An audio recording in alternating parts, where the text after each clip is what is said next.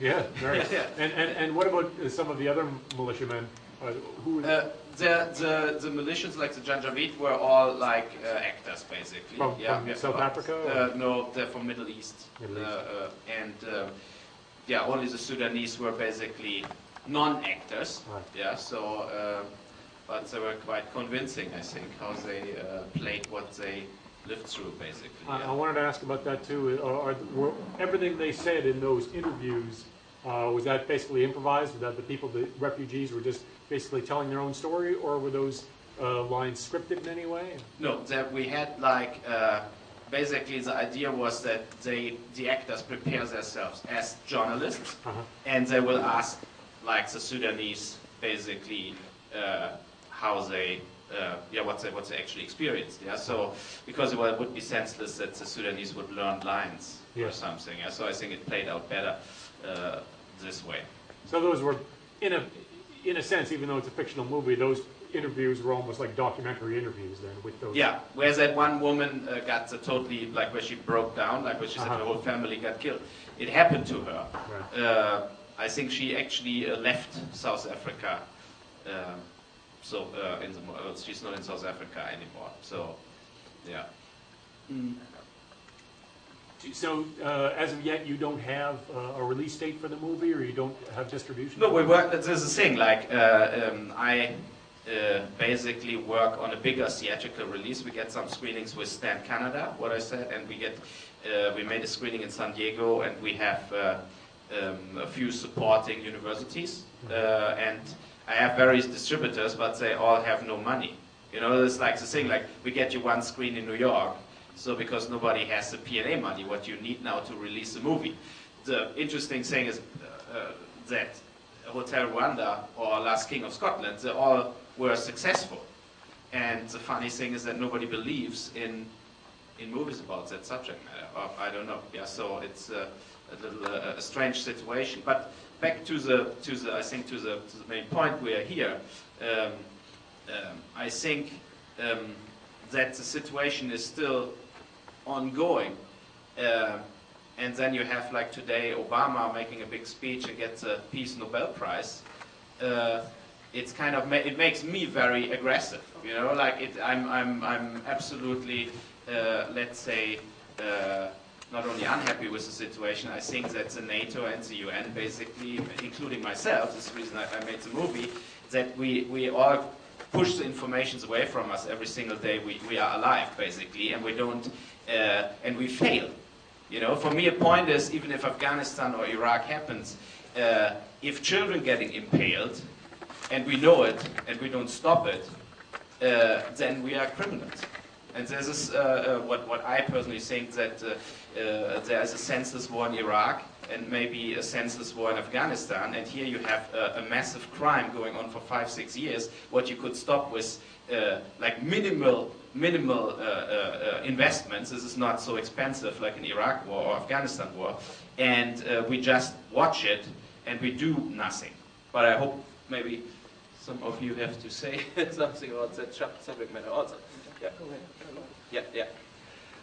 Just like to draw your attention to Amnesty's been following this situation for a very long time, and I must say that there wasn't anything in the film that seemed unrealistic, didn't reflect exactly what we've read in numerous Amnesty reports over the years and other reports over the years. So everything in the film was very realistic in terms of exactly what I've read and we've produced in our reports.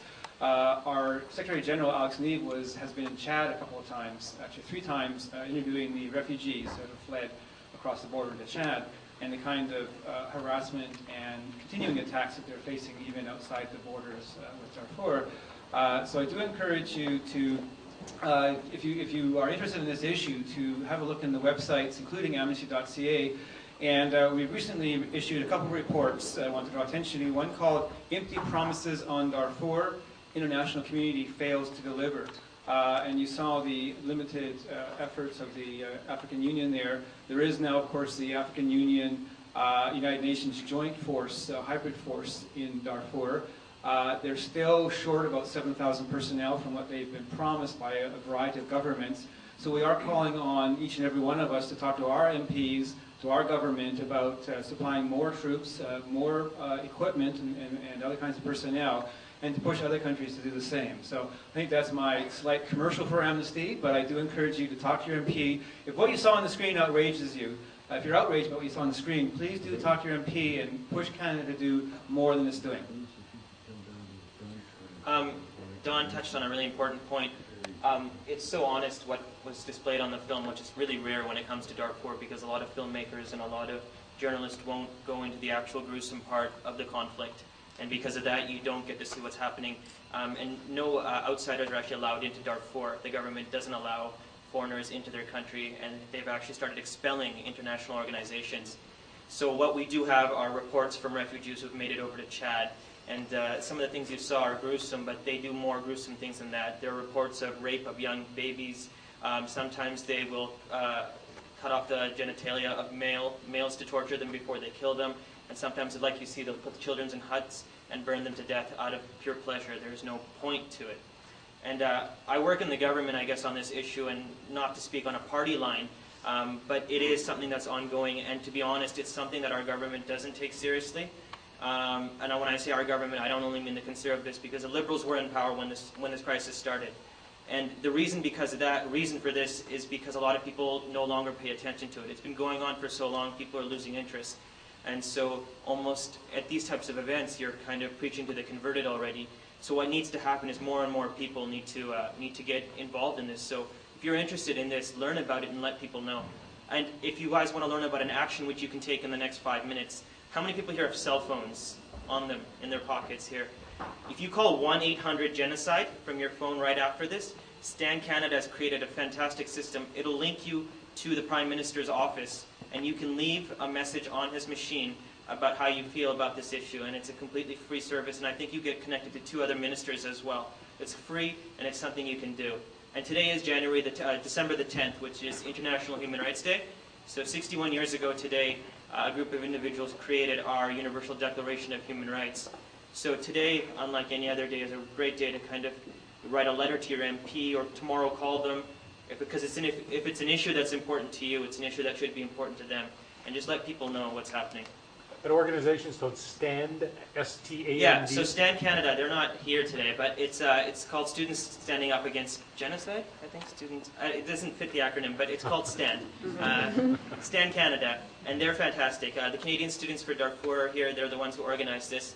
But the other group, STAND, they're based out of Toronto, but they do have a UBC chapter here, and it's a group of students. But it's 1-800-GENOCIDE. Call on your phone on the way out. I think you can hold up to 1,000 calls at one time, so call as many times as you want.